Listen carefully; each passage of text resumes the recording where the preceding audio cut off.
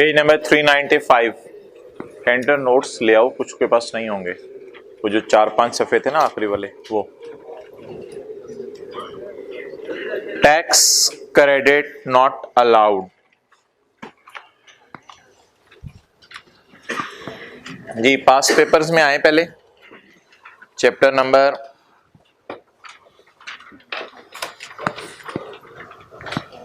24। Chapter number 24 जरा जल्दी करें। क्वेश्चन 45 खोलें पेज 423 पर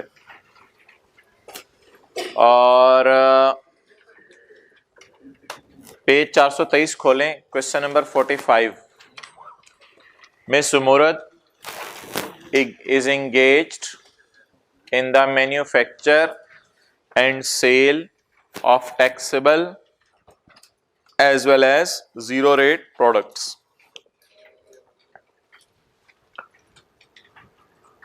As a tax consultant, page 423, advise Ms. Murad on the following matters.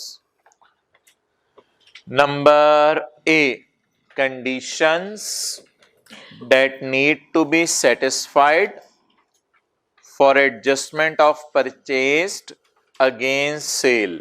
Input का मतलब क्या होता है? परचेज। आउटपुट का मतलब क्या होता है? सेल। शराइत जो पूरी करें अगर हम इनपुट को माइनस करना चाहते हैं आउटपुट में से। जी मेरे से सुनना शुरू करें। कंडीशंस को अंडरलाइन कर लेना। कंडीशंस, अगर आपने चीजें परचेज की हुई हैं तो आपके पास इनवॉइस होल्ड होनी चाहिए, अगले बंदे ने टैक्स जमा करवा दिया हो और साथ जो है वो उसने अपनी रिटर्न में भी सेल में डाला हो। अगर आपने इंपोर्ट की हैं चीजें तो आपके पास गुड डिक्लेरेशन हो, और अगर आपने जो है वो नीलामी से खरीदी हैं तो आपके पास ट्रेजरी चालान हो। ये तीन शराइत अगर आप पूरी करेंगे तो आप परचेज को माइनस कर सकते हैं किसमें से? सेल में से। पढ़ें दोबारा। Conditions that need to be satisfied for adjustment of input. Input को माइनस करना चाह रहे हैं आउटपुट में से। आप आए पेज 395 पे, इसी सफे पे रहते हुए पेज 395 पे आए। पेज 395 पे आके पॉइंट 2 पढ़ें।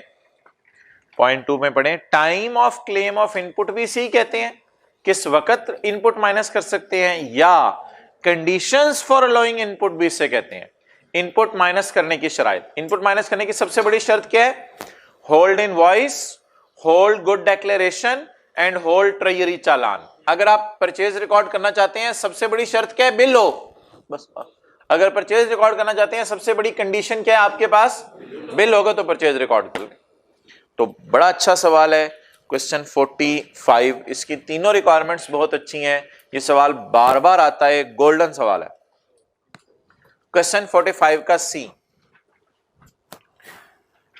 The remedy available to her, वो क्या करे if she fail in QM, अगर वो क्यूएम में फेल हो जाए। दोबारा पेपर दे दे। The remedy available to her if she fail to minus input in the period in which it is paid. कहती है जिस पीरियड में इनपुट कुछ नहीं होता, परचेज होती है। कहते जिस पीरियड में परचेज की थी उस पीरियड में परचेज वो रिकॉर्ड नहीं कर सकी, क्या करे? उसे समझ नहीं आ रही। नेक्स्ट, रेमेडी अवेलेबल टू हर के लफ्ज को अंडरलाइन कर लें। रिलैक्सेशन अवेलेबल टू हर, कल कलाम को सवाल आएगा रिलैक्सेशन का लफ्ज लिखा होगा। रिलैक्सेशन अवेलेबल टू हर, इसका जवाब है 7 के 1 की आखिरी 2 लाइनें। इसका जवाब है 7 के 1 की आखिरी 2 लाइनें।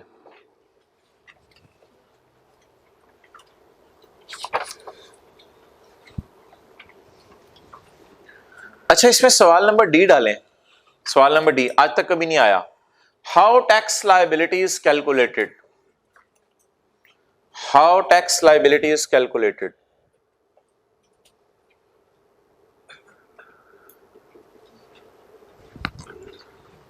जी बच्चों के लिए भी, किसके पास हैंड नोट्स नहीं है पेज नंबर 6, 7, 8, 9 वाले करा लो, इन्होंने आगे पीछे किए होंगे, ये बांटे में है, बड़े पुराने बांटे में होंगे, सबके पास हैं।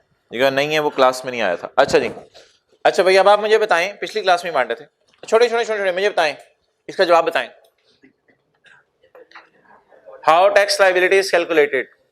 और खुदा का खौफ करें, किताब से जवाब होता है, ऐसे नहीं होता इनपुट में, किताब से जवाब होता है। How tax liability is calculated, पे 395, 7 के 1 की आखिरी दो लाइनें नहीं, वो तो रेमेडी अवेलेबल है। 7 का 1, फॉर डिटरमिनिंग टैक्स, पूरी बात लिखेंगे, सेल में से परचेज माइनस कर दो, ये नहीं लिखेंगे, पूरी बात लिखेंगे।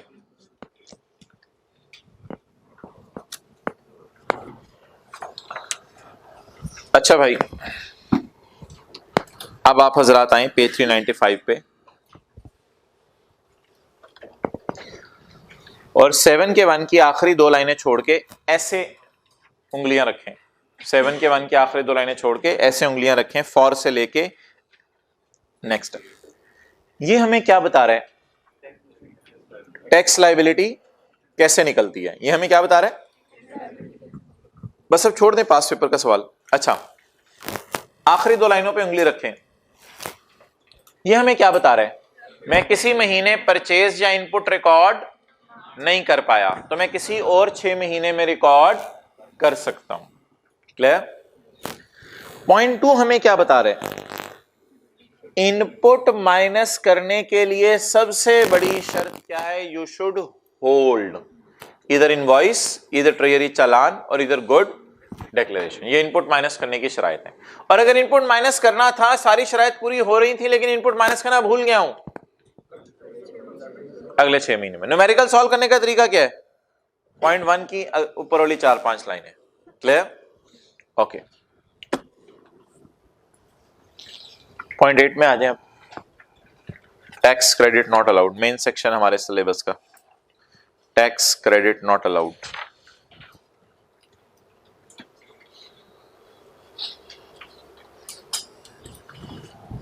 Point A,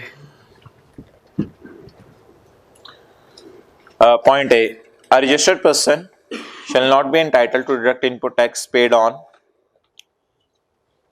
the goods used for any purpose other than for taxable sale made by him. अच्छा जी, एग्जाम्पल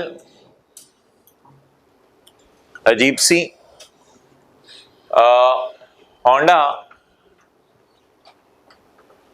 टैक्सेबल सेल भी कर रही है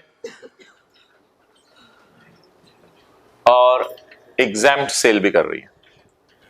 टैक्सेबल सेल कर रही है कार की, जो गाड़ियां लोकल सेल की उसे टैक्सेबल एट 17% कहते हैं, जो गाड़ियां एक्सपोर्ट सेल की उसे टैक्सेबल एट 0% कहते हैं। और एग्जैम्प्ट सेल भी कर रही है कुरान की, जो बंदा गाड़ी लेता है उसे कहते हैं भाई हम आपको कुरान भी बेचेंगे, इसके अलग से पैसे होंगे 1000 रुपए। गाड़ी 30 लाख वाली 35 लाख 10,000 की देंगे आपको, लेकिन 1000 वाला कुरान 1000 का ही देंगे, क्योंकि ये सेल हमारी क्या है, एग्जेम्प्ट है। अच्छा, आप समझते हैं एग्जेम्प्ट सेल सेल्स टैक्स में अच्छी चीज है। भाई एग्जेम्प्ट सेल सेल्स टैक्स में अच्छी चीज उसके लिए है, कस्टमर के लिए, लेकिन दुकानदार के लिए एग्जेम्प्ट सेल बड़ी बुरी चीज है। दुकानदार के लिए एग्जेम्प्ट सेल का मतलब होता है दुकानदार अपना बर्डन किसी पे शिफ्ट नहीं कर सका, कस्टमर फायदा ले जाता है, दुकानदार इसमें मारा जाता है। दुकानदार इस रिस्क को कैसे कवर करता है वो छोड़ें, वो फिर कभी देखेंगे। एग्जेम्प्ट सेल कस्टमर के लिए अच्छी चीज है, दुकानदार के लिए बुरी चीज है। हमें कस्टमर से कंसर्न नहीं, हमारी पूरी अकाउंटिंग डील करती है दुकानदार को। दुकानदार के एतबार से मैं बात कर रहा हूं, दुकानदार एग्जेम्प्ट सेल में मारा जाता है। कैसे? दुकानदार जब 1000 वाला कुरान 1000 में सेल करेगा तो उसमें 1000 जमा 170 नहीं डाला उसने, तो इसलिए दुकानदार अपना बर्डन किसी पे शिफ्ट नहीं कर सका। बर्डन क्या था वो सुन लें। वो उसने जब कागज खरीदा होगा तो कागज खरीदते हुए टैक्स पे किया होगा, क्योंकि कागज का खरीदना माफ नहीं है, तो कागज खरीदते हुए उसने टैक्स पे किया होगा। तो मिसाल के तौर पे 200 वाला कागज उसने कुरान में लगाया है और 200 वाला कुरान 1000 का बेचा है। अब 200 वाला कागज जब उसने लगाया कुरान के अंदर और 200 रुपए का कागज लगा के कुरान को बेचा 1000 रुपए में, तो अब इसका न्यूमेरिकल कैसे सॉल्व होगा? आउटपुट और इनपुट इनटू कुछ भी नहीं, इनटू कुछ भी नहीं, क्रॉस इनटू 17%, कितना? 34। ये क्या आ गया? क्रॉस। अब मुझे ये बता दें कि अगर ₹200 का टायर लगाता तो जनरल टायर को 34 देता और 1170 की गाड़ी बेचता, 170 में से 34 माइनस करता, ये वाला इनपुट इससे वापस हो जाता। But now I am talking about holy Quran, his sale is exempt sale. Now what is the loss to him, उसे कितना नुकसान हुआ? ₹34 का उसे नुकसान हुआ, ₹34 डेड हो गए। सेक्शन की हेडिंग पढ़ें, tax credit, it is the first credit which is not allowed. ये पहला क्रेडिट है जो माइनस करने की इजाजत नहीं है। इनपुट का दूसरा नाम है टैक्स क्रेडिट। जी भाई, जब कागज खरीदने गया होगा तो कितने रुपए के कागज खरीदे होंगे? ₹234 के। जब कागज, देखिए सेल्स टैक्स दोधारी तलवार है, खरीदने के वक्त भी बेचने के वक्त भी सेल्स टैक्स दोधारी तलवार है, दोनों वक्त चलता है साथ साथ। खरीदने के वक्त पे करते हैं, बेचने के वक्त रिकवर करते हैं। एग्जैम्प्ट सेल वाला खरीदने के वक्त पे तो करता है, बट जब सेल करते हैं तो रिकवर नहीं कर पाता। अच्छा, ये लोग पता है क्या करते हैं, इन्होंने बेचना होता है 900 का, बेच ही 1000 का देते हैं। ये इस तरह आपको कस्टमर पे डाल देते हैं बर्डन, सेल प्राइस बढ़ा के। ये लोग बड़े तेज हैं। उसको छोड़ें बात को कि ये दुकानदार कैसे इस चीज को कवर करते हैं। मर्जी है ना उनकी, 1000 का बेचें, 1100 का बेचें, उनकी मर्जी है। वो उस बात को छोड़ें आप, कि इससे हमें कोई कंसर्न नहीं। बल्कि अकाउंटिंग वाले भी इसीलिए यहां तक कहते हैं कि जो नॉन रिफंडेबल टैक्सेस होते हैं वो एसेट की कॉस्ट का पार्ट बन जाते हैं। इसलिए ये लोग कहते हैं कि हमें कुरान 200 में नहीं पढ़ा कागज, हमें कागज पढ़ा ही 234 में है। इन्वेंट्री जब डेबिट करते हैं तो एंट्री करते हैं 234 डेबिट कैश क्रेडिट, फिर 234 को सामने रख के प्रॉफिट अपना सेट करते हैं। ये बात अपनी जगह, ये काउंटिंग वाली साइड के ऊपर हमने डिस्कशन शुरू कर दी। लेकिन सेल्स टैक्स के पॉइंट ऑफ व्यू से आप लेमैन के तौर पे समझ लें, दुकानदार को एग्जैम्प्ट सेल का फायदा नहीं है, दुकानदार को एग्जैम्प्ट सेल का नुकसान है। हालांकि नहीं है, वो बर्डन अपना शिफ्ट कर देता है कस्टमर पे प्राइस बढ़ा के, लेकिन बिल बना के सेल्स टैक्स चार्ज नहीं कर सकता कि 1000 जमा 117, 1117 का बिल नहीं बना के दे सकता। बिल कितने का बना के देगा? 1000 का। वो एग्जैम्प्ट सेल है, बल्कि वो सेल्स टैक्स वाला बिल भी नहीं होता, उसे सेल्स टैक्स बिल नहीं कहते, क्योंकि एग्जैम्प्ट सेल है। एग्जैम्प्ट सेल में कोई सेल्स टैक्स वाला बिल नहीं बनाने की जरूरत। तो आप बता दें इसके कितना नुकसान हुआ? 34 का। पढ़ें, द गुड्स के ऊपर लिखें कागज, द कागज यूज्ड, द कागज यूज्ड फॉर एनी मकसद अदर देन टैक्सेबल सेल। ये कौन सी सेल होती है? Other than taxable. पूरा लफ्ज अंडरलाइन करें, other than taxable sale. Other than taxable sale का मतलब बताएं। ऊपर लिखें एग्जैम्प्ट सेल ऑफ कुरान।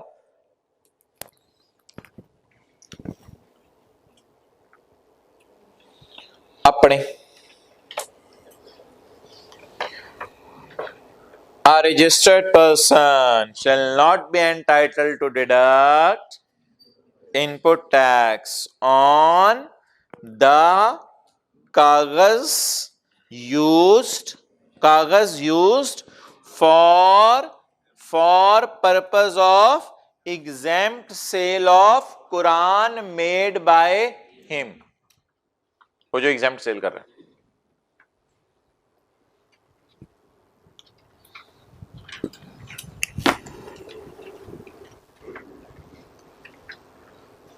नोट करें जल्दी।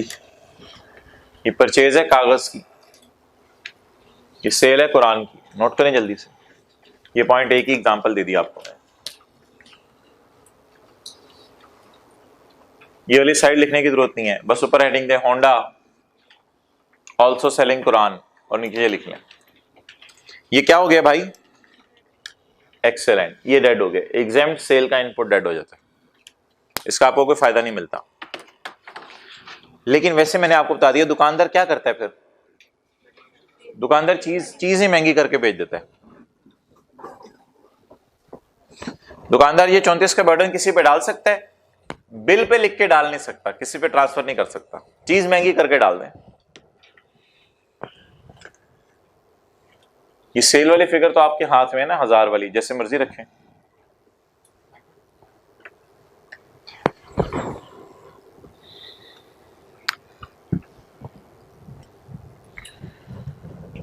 पॉइंट बी, ना ढूंढो, नहीं आया हुआ। Point B, any other goods specified by federal government. अब इसमें क्या चलें जी, सी।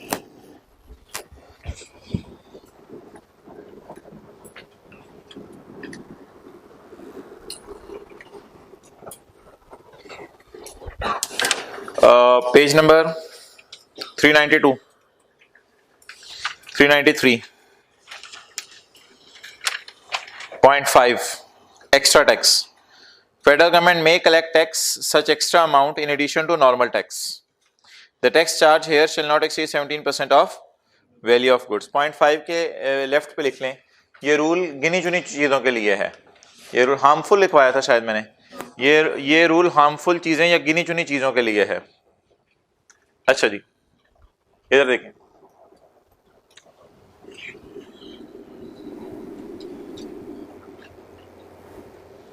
एक साहब ने परचेज की कोई चीज, परचेज करते हुए उसने 100 रुपए वाली चीज खरीदी, 100 जमा 17 जमा 5 जी। इसमें बताएं कि एक्स्ट्रा टैक्स कितना है? 5।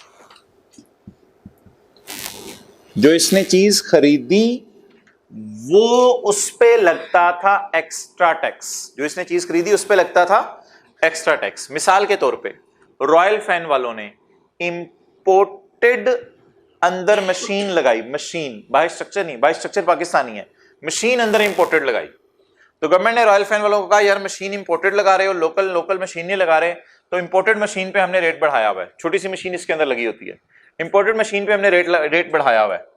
तो 3000 का पंखा होगा, तो 1000 रुपए की मशीन जमा इंपोर्ट की स्टेज पे ये टैक्स पे किया होगा, या परचेज लोकल परचेज पे भी हो सकता है। 1000 रुपए की मशीन, 17 रुपए नॉर्मल सेल्स टैक्स जमा एक्स्ट्रा 5। अब आप बताएं आपने कितना सेल्स टैक्स पे किया at the time of purchase, 17 या 22? अब ये आपने पंखा बेचा 3000 का, ये पंखा आपने बेचा 3000 का। 1000 पे 17 तो नहीं आना यार, 1000 पे तो 170, तो इसको 100 कर देते हैं, 100 कर देते हैं। 100 जमा 17 जमा 5, ये आपने 100 वाला पंखा 300 का बेचा, 300 पे 17% लगाएं, जुबानी लगा दें 51। मैं पता नहीं मैंने कहा क्या करने लगे, 51। अब आपका दिल पता क्या चाह रहा है? आपका दिल चाह रहा है न्यूमेरिकल ऐसे सॉल्व करें, आउटपुट 51 और इनपुट 22। लॉ मेकर कह रहे हैं no, this is not allowed. हमने कहा गवर्नमेंट एक तो जुल्म कर रही है, हमारे से टैक्स भी ज्यादा ले रही हो, और जब हम माइनस करना चाहते हैं माइनस भी नहीं करने दे रही। गवर्नमेंट ने कहा नहीं, एक्स्ट्रा टैक्स हम माइनस नहीं करने देंगे आपको। आप बता दें विच इज अलाउड ओनली। ये सेक्शन डील सिर्फ परचेज को करता है, इस सेक्शन की हेडिंग है tax credit not allowed, tax credit not allowed. मुझे बताएं चीज खरीदते हुए टैक्स आपने पे कितना किया? 22। कोई महंगी चीज आपने लगा ली, अपने फिनिश गुड्स में मटेरियल जरा महंगा लगा लिया, गवर्नमेंट को इस पे गुस्सा चढ़ा, गवर्नमेंट ने 17 रुपए की जगह कितने मांगे? 22 रुपए। आप पे भी कितने कराए? 22। असूली तौर पे बेनिफिट भी कितना मिलना चाहिए? 22 का, लेकिन 17 का बेनिफिट मिलेगा। 17 में मसला नहीं, 17 का बेनिफिट मिल जाएगा जी। आपका न्यूमेरिकल सॉल्व होगा। गवर्नमेंट को आप और कितना टैक्स जमा कराएंगे? 34। अब जरा नजर माने which is not allowed. Allowed जब भी बोलो तो सेल की तरफ नहीं देखना, ये तो रिकवर होता है। अलाउड जब भी बोलो तो परचेज की तरफ देखना है। Which is allowed? Only normal, extra is not allowed. तो maybe it is question and it is solution. Conclusion क्या निकला? कितना नॉट अलाउड है? 5।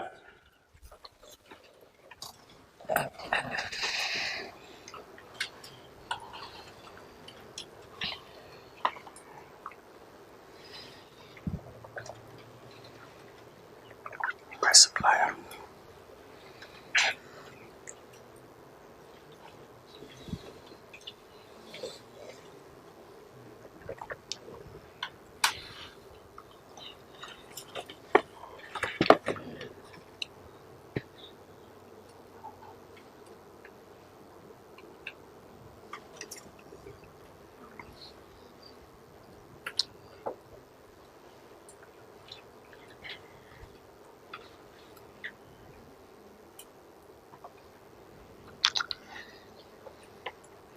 ओके जी हजरात, भाई ये हैमिल्टन सफाई बनाओ अगली दफा के लिए। ये मिसाल नोट करो, फिर वो मिसाल नोट करो।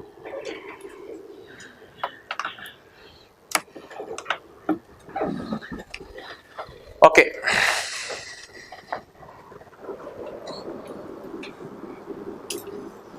हम गाड़ी बना रहे हैं, हमने उसके लिए टायर खरीदा, उसके लिए हमने जो है वो वायर्स खरीदी। ठीक है, टायर हमने खरीदा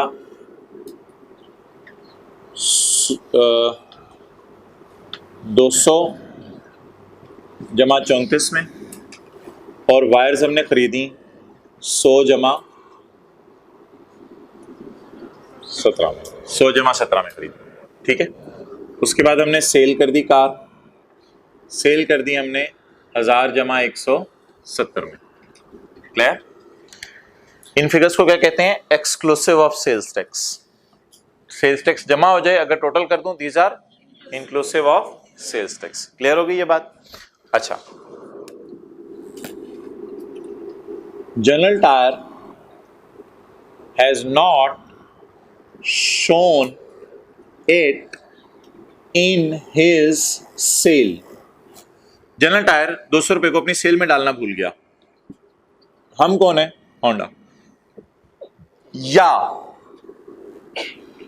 general tyre not paid 34 to government. General tyre 34 रुपए गवर्नमेंट को देना भूल गया।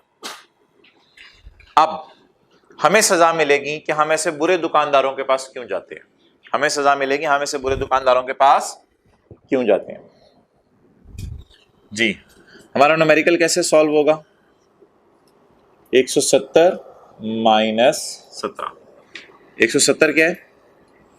आउटपुट, और 17 क्या है? Input. Whatever the answer में B. How much is not allowed? 34। How much is not allowed? 34। Why it is not allowed? इसके आगे मैंने कुछ लिखा है? तो हमने जब वायर्स खरीदी तो हमने परचेज में डालनी होंगी, तो वायर वाले ने कुछ आगे ब्रैकेट में कोई मसला नहीं बताया ना। सिमिलरली हमने जब वायर्स खरीदी तो हम वायर्स खरीदते हुए 117 रुपए वायर्स के लिए पे करके आए। जैसे ही हमने 117 रुपए पे किए होंगे तो 17 रुपए वायर्स वाले ने गवर्नमेंट के खजाने में जमा करवा दिए होंगे। समझ आ गई बात की? जी, जब हम चीजें खरीदें तो हमारे पास 3 शराइत पूरी होनी चाहिए थी। होल्ड इनवॉइस, और इसने गवर्नमेंट के खजाने में 34 जमा भी करवा दिए हों और अपनी सेल में भी डाला हो। ठीक है, ये 2 पॉइंट हैं, इकट्ठे कवर हो रहे हैं। एक पॉइंट है CA और अगले सफे पे एक पॉइंट है L। तो ये इसकी मिसाल है। सेक्शन 21 कहां से? वो तो उधर वाला नॉट अलाउड था।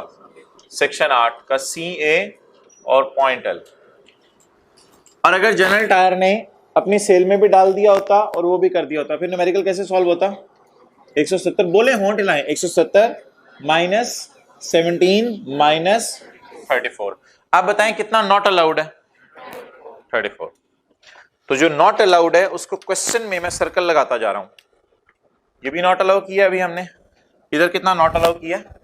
5। अलाउ का मतलब माइनस करने की इजाजत नहीं, नॉट अलाउड, माइनस करने की इजाजत नहीं। वजह पता चल गई नॉट अलाउड की? अब बताएं, परचेज करते हुए दुकानदार को ध्यान रखना चाहिए सारी चीजों का, या जैसे मर्जी परचेज करता रहे? ध्यान रखना चाहिए। बिल भी ले, उसको रिक्वेस्ट भी करे तुम गवर्नमेंट के। अच्छा, अब जुर्म किसी और के, सजा किसी और को मिल रही है, ऐसा मत सोचिएगा, लेकिन है ऐसा ही, है ऐसा ही। जुर्म जनरल टायर के, सजा होंडा को मिल रही है। जी आ जाए भाई, ब्लू जैकेट वाले भाई। ये पहली वाली एग्जांपल किसकी थी अरसलान? पॉइंट ए की। और वो जो लेफ्ट पे है वो किसकी एग्जांपल थी? पॉइंट सी की। और दरमियान में CA और पॉइंट L की एग्जांपल। ये मजे का सेक्शन है ना, ये अच्छा सेक्शन है। वो पहले बोरिंग था बड़ा सेल्स टैक्स शुरू वाले दिनों में। Now it has become interesting और इंटरेस्टिंग।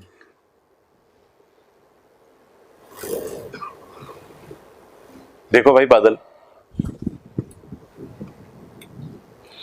चलें आ जाए भाई, आप दोनों फर्स्ट रो में आ जाए, या इधर 5th रो में आ जाए। जी भाई, और FO2 की क्लास छोड़ के एंजॉय किया? खड़े हो जाए। अच्छा,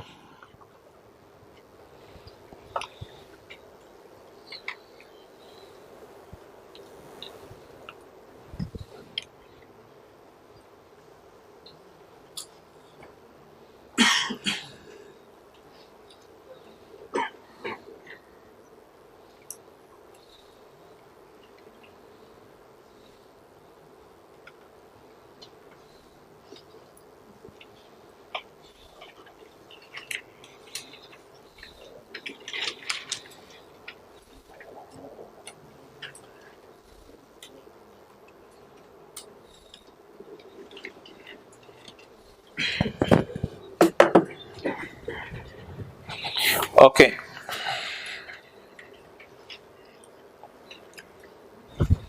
पॉइंट एल पढ़े पहले।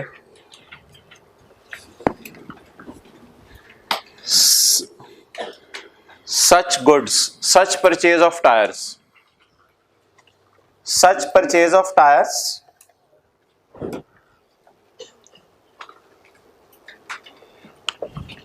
which at the time of filing of return by Honda, ना लिखा करें, such purchase of tire which at the time of filing of return by Honda have not been shown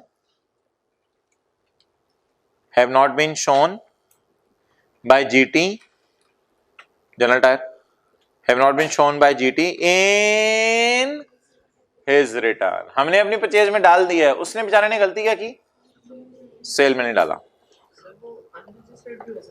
तो फिर तो मसला ही कोई नहीं, फिर तो हमने परचेज पे टैक्स ही नहीं पे किया होगा, फिर हमने इनपुट कौन सा माइनस करना है, फिर तो हम 200 की चीज खरीद के लाए होंगे, फिर तो क्वेश्चन है। और GT has not paid the 34, had not paid the 34, not paid the tax due as indicated in his return. जैसे कि उसने अपनी रिटर्न में शो किया हुआ था कि 34 मेरा आउटपुट बनता है, याद रखिएगा 34 हमारा इनपुट है, उसका आउटपुट है। और इन दोनों बातों के दरमियान में देखें और लिखा हुआ है, इसका मतलब नहीं दोनों बातें इकट्ठी वायलेट हो, दोनों में से एक भी वायलेट हो जाए तो मसला है हमारे लिए। ये बात तो वैसे कल भी पढ़ी थी, ये वही वाली बात उसने रिपीट की हुई है इधर। और CA में पढ़ लें, CA तो वही है, CA था, सॉरी, हाँ CA लिखा हुआ ना सर, हाँ CA जो कर रहे हैं CA। The tires on which, भाई आप भी करें ना CA, the tires on which 34 has not been deposited in government treasury by GT।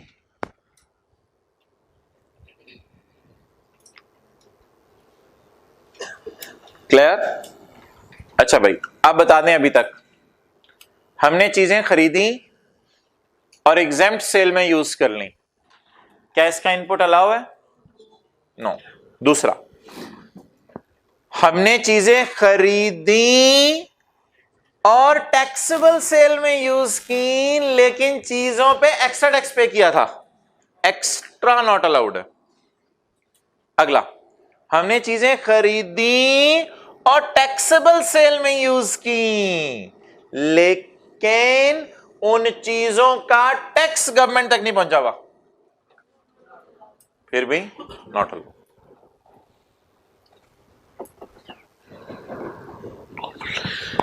चले जी, CAA purchases for which discrepancy is indicated by crest।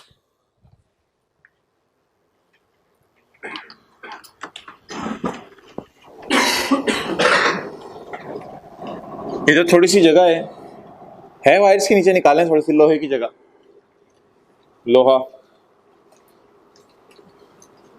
50 जमा 50 पे लगाएं जरा 17%, 16 8 शरिया 5 8.5। डिस्क्रिपेंसी शोन बाय क्रेस्ट, ये कौन सी एग्जांपल बन गई? सी ए, ये एडवांस्ड क्वालिफिकेशन है, सी ए के बाद होती है। अच्छा जवाब यही रहेगा, जवाब ये रहेगा, जवाब यही है, सवाल बदल दिया। डिस्क्रिपेंसी शोन बाय क्रेस्ट का मतलब समझे।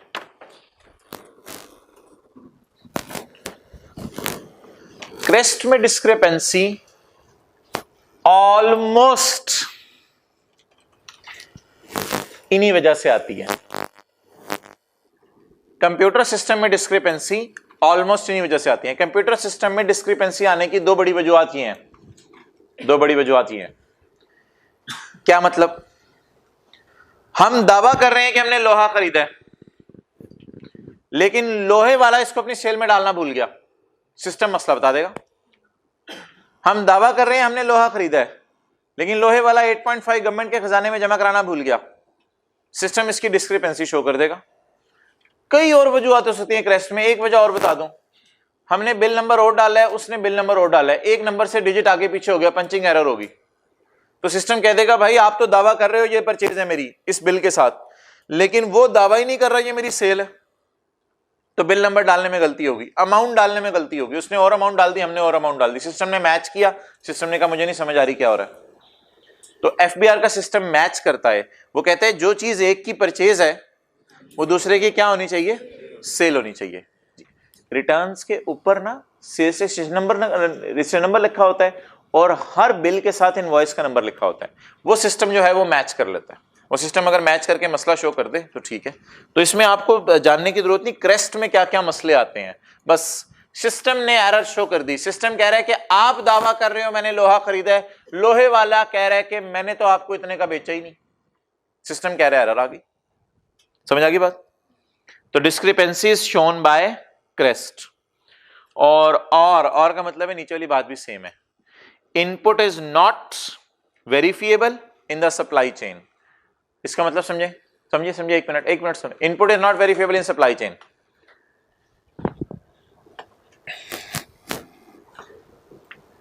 आप कह रहे हैं ये मेरा इनपुट है 8.5 और चेन में पता नहीं चल रहा ये किसका आउटपुट है। गवर्नमेंट ने कहा बिल दिखाओ किसका आउटपुट है, ये आपका तो इनपुट है, बिल दिखाओ। ऊपर जो है वो लिखा हुआ था कामरान लोहे वाले गुजरांवाला। अब गवर्नमेंट इनपुट को वेरीफाई करने गुजरांवाला चलेगी, तो कामरान लोहे वाला गुजरांवाला दुकान बंद करके जा चुका हुआ है, वो फोत हो गया। अब इनपुट वेरीफाई नहीं हो रहा दुकानदार से, रेलिवेंट दुकानदार से वेरीफाई नहीं हो रहा। हम दावा कर रहे हैं हमारी खरीद है, लेकिन लोहे वाला मिल ही नहीं रहा जो दावा कर रहे हैं मेरी सेल हो। तो आ जाके वही बात होगी ना, discrepancies identified by crest. Crest ही ये डिस्क्रिपेंसी आइडेंटिफाई कर देगा। Input is not verifiable in chain.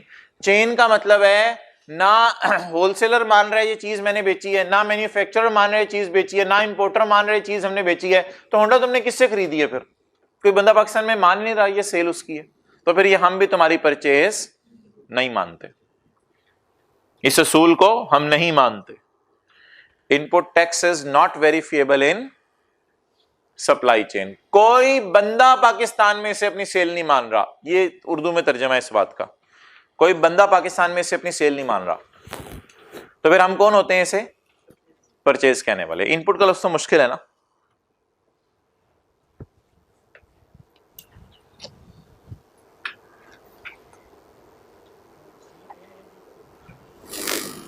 जी ये CA की मिसाल है और CAA की भी मिसाल है ये। ओके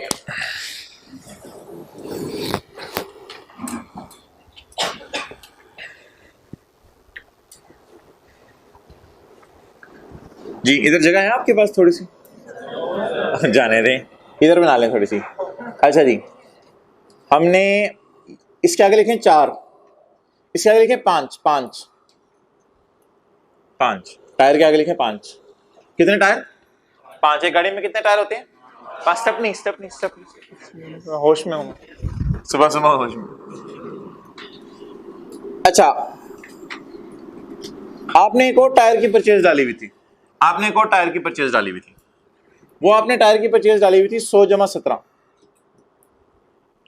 गवर्नमेंट ने कहा भाई ये जो 100 का टायर आपने डाला है ये कौन सा कुछ स्पेशल वाला टायर डाला है, 5 टायर 200 के पड़े हैं, ये एक टायर 100 के, और ये गाड़ी में कहां रखा था? आपने कहा जी वैसे ही ऊपर से जाने के लिए रखा हुआ था। पागल हैं आप, ऊपर से जाने के लिए रखा हुआ था।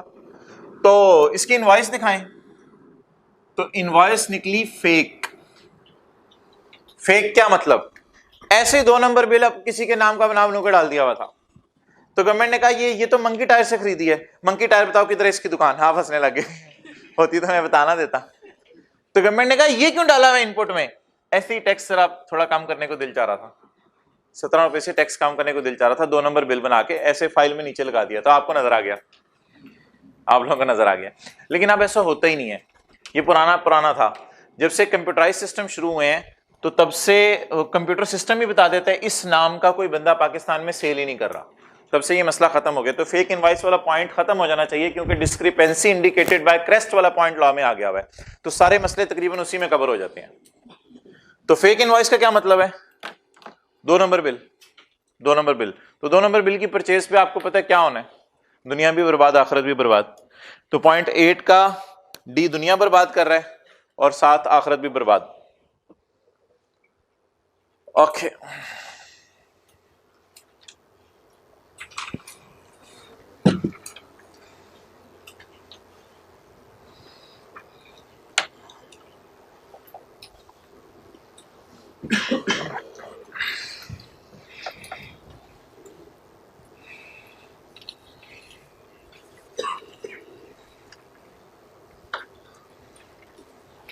वैसे बुराई की बातें नहीं करते, बुराई की बातें जितनी कम हो उतनी बेहतर है। आप भी बुराई की बातें ज्यादा ना किया करें, ज्यादा अच्छाई की बातें की जाएं।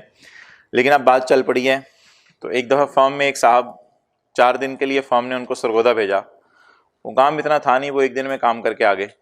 तो होटल का बिल 4 दिन का बना के ले आए और फर्म को ला के दिया। फर्म को भी पता नहीं चला, तो फर्म ने वो बिल उसको पे कर दिया।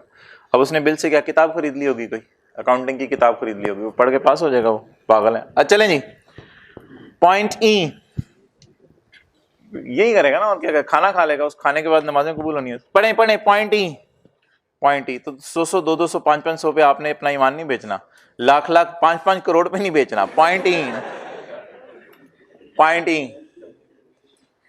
पॉइंट ई पढ़े।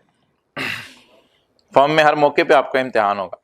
पॉइंट ई, और नेकी करके बताना भी नहीं किसी को। Point E, purchases made by registered person who fail.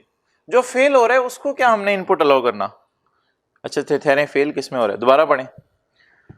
Purchases made by registered person who fail to furnish the information required by board.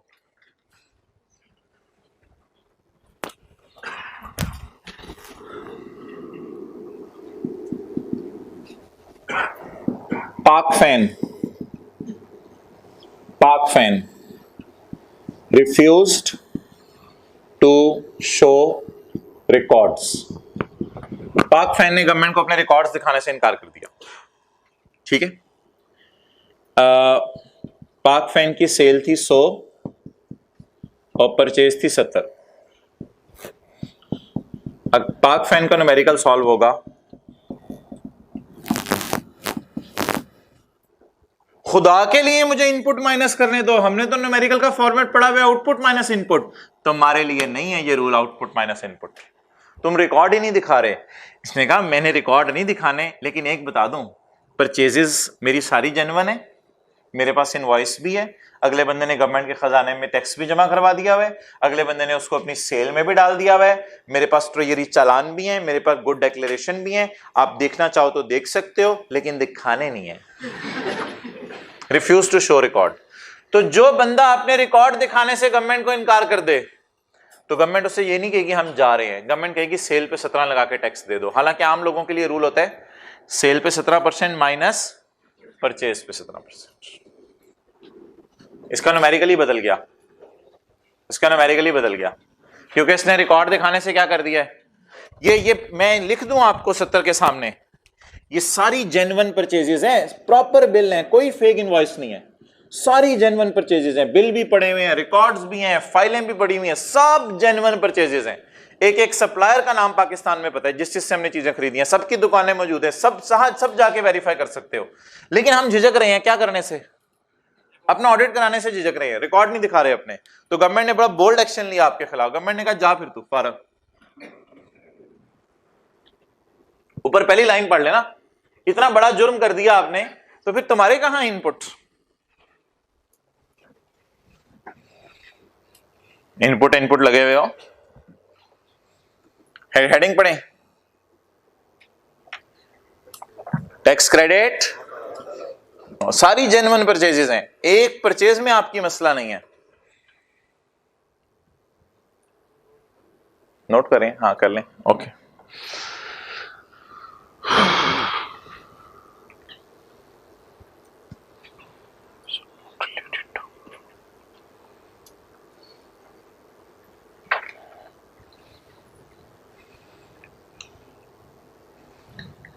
F A कितने लोगों ने किया हुआ है? अच्छा, एफ के आगे लिख लें is equal to A. Frog is equal to animal ना, तो एफ के आगे लिख लें F is equal to A. और कोई डिफरेंस नहीं है, मैं पढ़ता हूं। बल्कि पहले ऐसा करें, एफ की ना इंग्लिश आसान कर लें, नॉट का लफ्ज काट दें। नॉट का लफ्ज कहीं लिखा हुआ है काटें, और टैक्सेबल को एग्जाम्पल लिख लें। जाहिर बात है यही मतलब बनेगा ना, जब नॉट का लफ्ज काट देंगे तो फिर टैक्सेबल के साथ एग्जाम लिखना पड़ेगा। आप पढ़ लें, एफ गुड्स, गुड्स कागज, कागज related to exempt sale of Quran. ये वाली एग्जांपल, ये वाली एग्जांपल, ये ए की भी एग्जांपल है और एफ की भी एग्जांपल है, बल्कि इंग्लिश में भी फर्क नहीं है। कागज related to taxable sale of Quran made by Honda. ये ए की भी एग्जांपल है अरसलान, ये एफ की भी एग्जांपल है अरसलान। जी Arsalan, point G. Goods acquired for personal or non business. इधर है जगह कुछ थोड़ी बहुत ही? अच्छा, कौन सा पॉइंट है जी?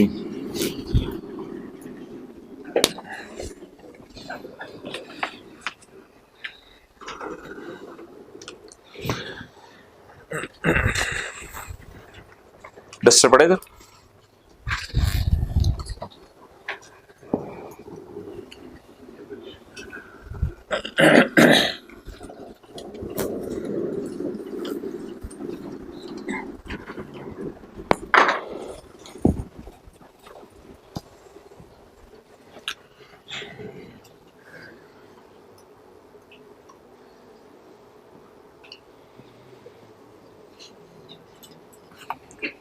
ओके,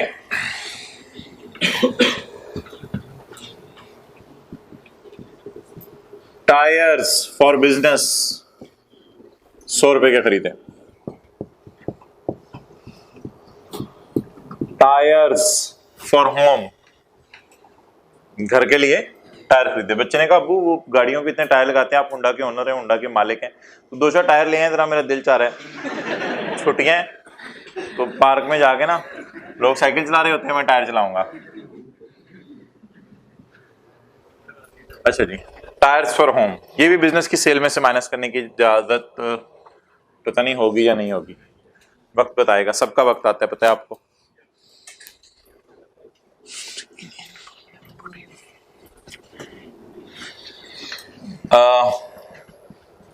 ब्रिक्स फॉर बिल्डिंग,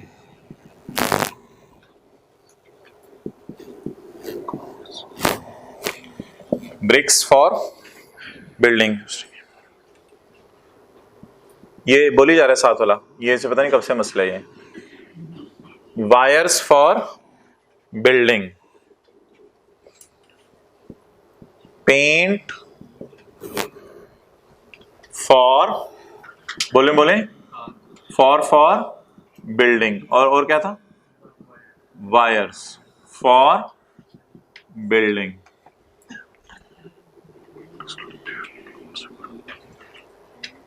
ये कोई बोली जा रहे हैं। अच्छा जी। नहीं, ब्रिक्स फॉर कार नहीं प्लीज, ब्रिक्स फॉर कार इटा रख के गड्डी बेच रहे ने की होया भाईजान, हल्की सी बड़ी तरह वजन उड़ ना जाए, हवा चलनी है, सर्दियां च भी हवा चल रही है आजकल। अच्छा जी, पेंट और वायर्स फॉर कार। अच्छा मेरे होंडा का बिजनेस बता दें, बिजनेस पता हो तो फिर आगे चले। सेल ऑफ कार्स, परचेज या paint and wires purchase for car and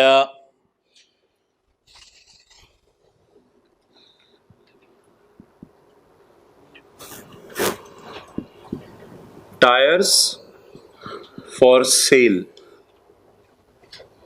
tires for use in car, paint wire for use in car, tires for sale,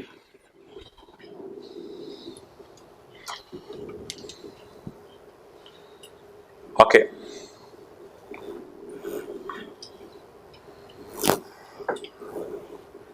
Gas, oven, furniture, gas oven, furniture, equipment, generator वगैरह, electronic, cash register, ये plant for factory, plant for factory,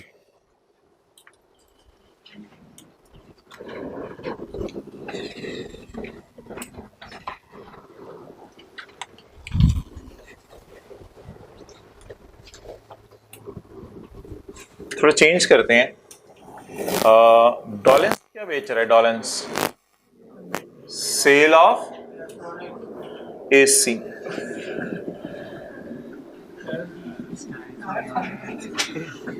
wait wait wait wait wait wait wait,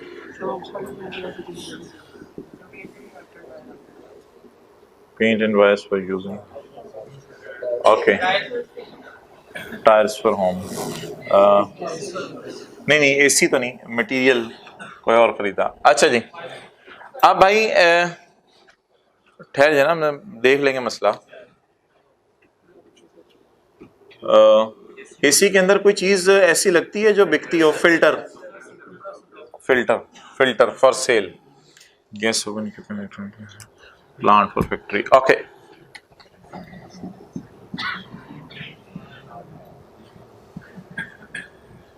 allowed not allowed, material for home, bricks, paints, wires for building, building जो factory की building थी इनकी, paint wire for use in AC,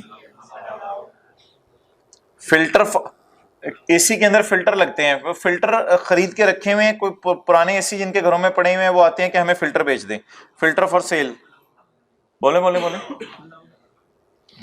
gas oven, furniture, equipment, furniture वैसे ही office में रखा होता है, डॉलेंस के ऑफिस में फर्नीचर पड़ा होता है, गैस ओवन पड़े होते हैं, इक्विपमेंट पड़ा होता है। इलेक्ट्रॉनिक कैश रजिस्टर, ये अलाउड होता है। प्लांट फॉर फैक्ट्री, ये भी अलाउड है, ओके। तो let us draw a diagram and then explain these things.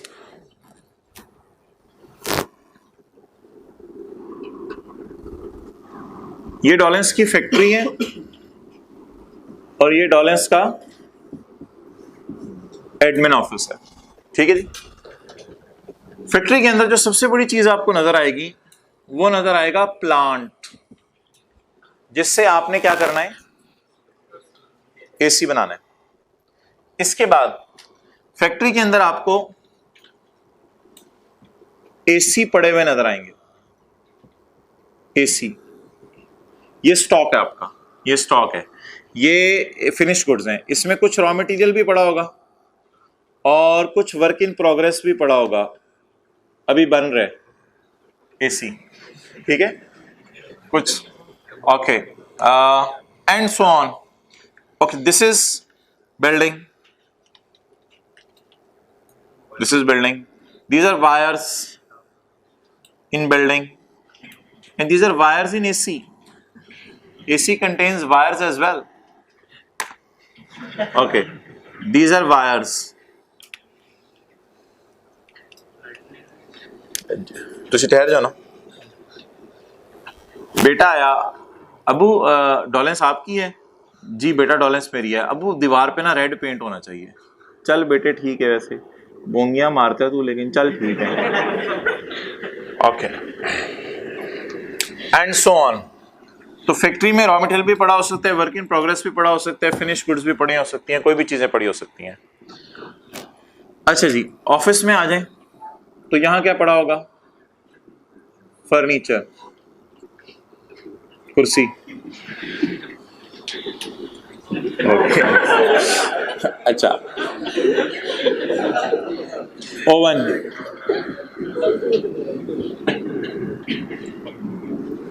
Fridge, freezer, fridge, generator, generator, geyser. पाजन कह रहे हैं सर्दियां आ गई, गीजर ला छोड़ो. Okay, geyser. Okay, and so on. अब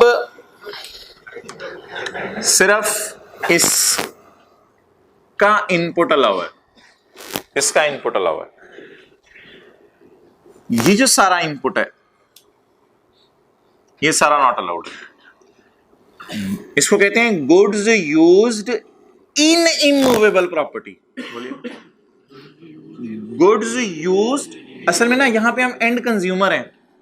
हमने तारें इस्तेमाल करके फेंक देनी है, हमने पेंट यूज करना है, फिर डिस्कार्ड करके दोबारा पेंट करा लेना है. यहां हम एंड कंज्यूमर है.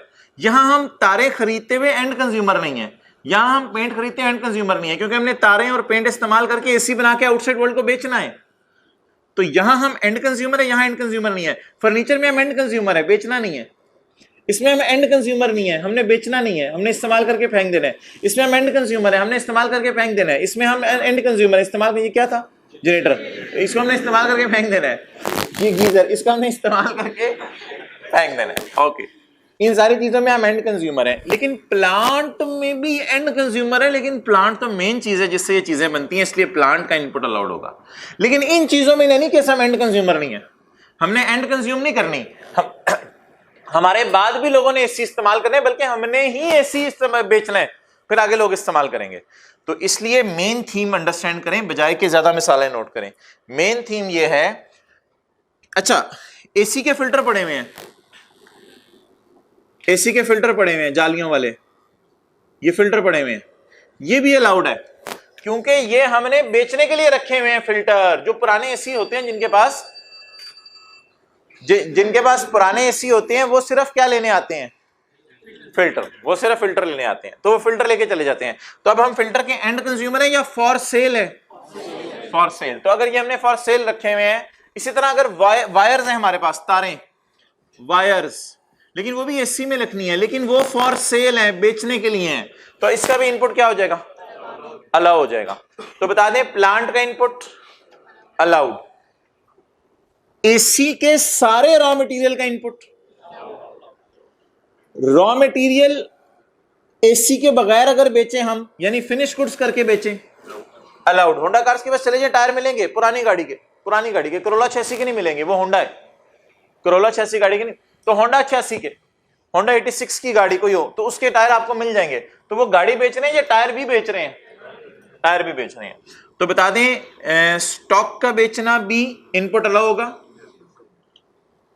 फिनिश गुड्स का बेचना भी इनपुट अलाउ होगा, और प्लांट अपने पास रखना भी इनपुट अलाउ होगा. तो इन सारी चीजों के लिए हमने जितना मटेरियल खरीदा उसका इनपुट अलाउ है, सिवाय. अच्छा, फर्नीचर अगर इधर आ जाए, फर्नीचर अगर इधर आ जाए तो भी इसका इनपुट नॉट अलाउड है, क्योंकि हम फर्नीचर के एंड कंज्यूमर हैं. हम फर्नीचर के एंड कंज्यूमर है, यानी कि फैक्ट्री के फिक्स्ड एसेट अलाउ है. फैक्ट्री का सिर्फ एक फिक्स्ड एसेट अलाउ है, दैट इज प्लांट। ये डायग्राम बनी हुई है कहीं, ढूंढने दो। Hand and notes page number 9।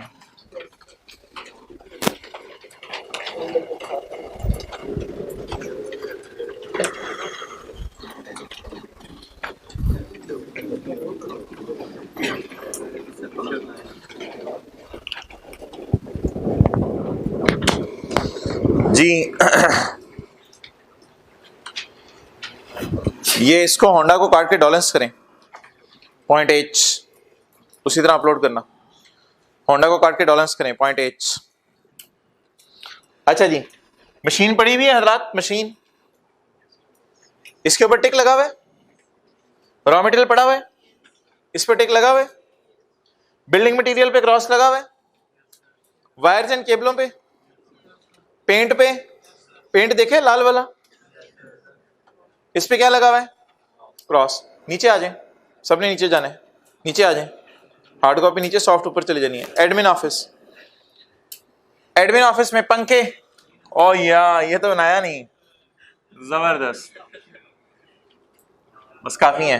Okay जी भाई, फैन के एंड कंज्यूमर है या लगा के बेचना है? व्हीकल, डॉलेंस ने व्हीकल खरीदी हुई है, एम्प्लॉयर ने एम्प्लॉय को गाड़ी लेके दी हुई है, एम्प्लॉयर ने एम्प्लॉय को गाड़ी लेके दी हुई है। तो एम्प्लॉयर ने एम्प्लॉय को जो गाड़ी दी हुई है, तो वो गाड़ी के एंड कंज्यूमर है हम, या गाड़ी बेचने के लिए लेके दी हुई है डॉलेंस वालों ने? तो गाड़ी की परचेज पे भी 17 लगाने की इजाजत नहीं है। इसलिए मैंने ना सिर्फ इस मिसाल की वजह से ना मैंने जैसे डॉलेंस होंडा कटवा के डॉलेंस लिखवाया, इस मिसाल की वजह से। व्हीकल्स फॉर सेल मैनेजर, और नीचे गीजर, ओवन, जनरेटर, फर्नीचर, इन सब के इनपुट क्या है? Not allowed. इन सब के पीछे थीम क्या है भाई? एंड कंज्यूमर है। तो वो लेफ्ट साइड वाली आपको बात नोट करने की जरूरत नहीं है, वो लेफ्ट साइड वाली बात नोट करने की जरूरत नहीं। पढ़ें जी किताब, ये वाली छोड़े परे, मेरी वाली। पॉइंट जी पढ़ लें पहले। Goods acquired for personal or non business. Goods acquired for personal के लिए लिख लें, होंडा के ओनर ने बेटे के लिए टायर खरीदे, होंडा के ओनर ने बेटे के लिए टायर खरीदे, टायर हो तो बेटे के लिए, होंडा के ओनर ने बेटे के लिए टायर खरीदे। Son, I have a gift for you. Oh dad, what's that? Some tires with a stick so that you can play. Dad was so jolly. Point H. तू टोपी सेट कर ले, नहीं इतनी भी सर्दी नहीं है। अच्छा जी, point H, goods used in immovable property, goods used in immovable property, और permanently attached to, उतार भाई पेंट उतार, हाँ पेंट उतार और एक दो ईंटें निकाल। क्यों भाई, क्यों नहीं ऐसा कर सकते? ये permanently attached, permanently attached, goods used in immovable property, building, और permanently attached to। हमने कहा ये कौन सी चीजें होती हैं? कहते सच्ची सच्ची बताऊं, such as building and construction material, ईंट, बजरी, सीमेंट, रेत। पेपर में सैंड आ गई तो ये ना कहिएगा पढ़ाया नहीं था। ईंट, बजरी, सीमेंट, रेत। बिल्डिंग मटेरियल, पेंट, तारें, पैपें, वायरें, केबलें, बट, बट हर जगह आ जाता है। बट, बट का क्या मतलब है? ये नहीं, बट का मतलब जट नहीं है, बट का मतलब है ये अलाउड है, नीचे वाले तीनों अलाउड है। बट तीसरा बुलेट पहले, तीसरा बुलेट पहले, बट गुड्स को अंडरलाइन करके material, but material acquired for direct use in production of taxable goods, but material acquired for direct to use in production of taxable AC. बताएं, wires हम खरीदेंगे 100 30 wires इधर डाल देंगे, 70 वायर्स एसीज में इस्तेमाल कर लेंगे। कितने का इनपुट अलाउ होगा? 70 का। बिकॉज गुड्स का क्या मतलब है? मटेरियल। एक्वायर्ड, खरीदा। क्यों खरीदा? For direct use in immovable property. For direct use, for direct कितने रह गए? For direct use in what? In production of, in production of, in taxable goods. Okay, दोबारा पढ़ें। बट, पहला छोड़े, पहला पढ़ लीजिएगा, कल बता दूंगा, पहला कोई इंपॉर्टेंट नहीं। But goods acquired for sale, goods acquired for sale. ओ भाईजान 100 तारें खरीदी, 60 आपने इधर लगा दी, 30 आपने इधर लगा दी, वो मैं चेंज कर रहा हूं, 30 इधर लगा दी, 10 किधर है? वो 10 तारें जो हैं वो रखी हुई हैं। जो लोग पहले कभी एसी लेके गए हुए हैं वो अगर लेने आ जाते हैं, उन्हें बेच देते हैं। इसको क्या कहेंगे? गुड्स एक्वायर्ड फॉर सेल और रीसेल। वो जो तारें हमने रीसेल के लिए रखी हुई हैं, ये वो वाली तारें। दूसरे बुलेट के साथ लिखें। पहले ऊपर जाएं, इमूवेबल प्रॉपर्टी के ऊपर लिखे डॉलेंस की बिल्डिंग। इमूवेबल प्रॉपर्टी के ऊपर डॉलेंस की बिल्डिंग। अच्छा, इसके बाद तीसरे बुलेट में आए, अंडरलाइन करें प्रोडक्शन ऑफ टैक्सेबल गुड्स को। Production of taxable goods, production taxable goods के ऊपर लिखें डॉलेंस का एसी। डॉलेंस का एसी। अच्छा, ये क्या है? Goods acquired for cell. ये अंडरलाइन करें, अंडरलाइन करके जरा लिखें, गुड्स एक्वायर्ड फॉर सेल। तारें खरीदी हुई हैं बेचने के लिए। डॉलेंस तारें भी बेच, हाँ, कोई पुराने एसी किसी के पास हो तो उसे बेच देता है। तारें खरीदी हुई हैं किसके लिए? बेचने के लिए। इनका इनपुट अलाउ होगा या नहीं? ये आपकी नॉर्मल परचेज है, ये आपकी नॉर्मल परचेज है। कॉपी नहीं कराना, ये इन्होंने नोट कर लिया। ओके, प्री फैब्रिकेटेड बिल्डिंग्स छोड़ें। Vehicles. Okay, come here, man, red shirt, come here. Vehicles. Specified in फलां लॉ, छोड़े पर specified in फलां लॉ। और पार्ट ऑफ व्हीकल, जाहिर बात है, सेल मैनेजर ने कहा टायर चेंज करा दें, आपने टायर चेंज करा के दे दिया, part of vehicle. Electrical, gas कितने, फर्नीचर, ऑफिस इक्विपमेंट, एक्सक्लूडिंग छोड़ें। But excluding goods acquired for cell, और ये मतलब कल बता दूंगा। एक्सक्लूजन दोनों छोड़ दें, दो एक्सक्लूजन। एक एक्सक्लूजन है इलेक्ट्रॉनिक कैश रजिस्टर, एक एक्सक्लूजन है गुड एक्वायर्ड फॉर, ये वाली गुड एक्वायर्ड फॉर सेल और रीसेल आपको कल बता दूंगा। ओके, अब बता दें, एक प्रोडक्शन की फैक्ट्री है, प्लांट यहां कहीं नहीं लिखा हुआ, प्लांट का इनपुट अलाउ है, वो मैंने आपको वैसे बता दिया, जनरल अंडरस्टैंडिंग है, अलाउ है, कहीं और पढ़ेंगे, प्लांट कहीं लिखा हुआ। अब बता दें, एक फैक्ट्री है, उस फैक्ट्री के अंदर जो प्लांट, जो मशीनें इस्तेमाल हो रही हैं एसी बनाने के लिए, उस प्लांट को अगर खरीद के आपने टैक्स पे किया, वो अलाउड है। नंबर 2, जो फिनिश गुड्स के लिए रॉ मटेरियल खरीदा वो, और जो फिनिश गुड के लिए रॉ मटेरियल नहीं खरीदा लेकिन रॉ मटेरियल के तौर पे खरीद के रखा हुआ है, अब पुराने किसी को चीजें बेची हैं उसे बेच देते हैं, वो अलाउड है।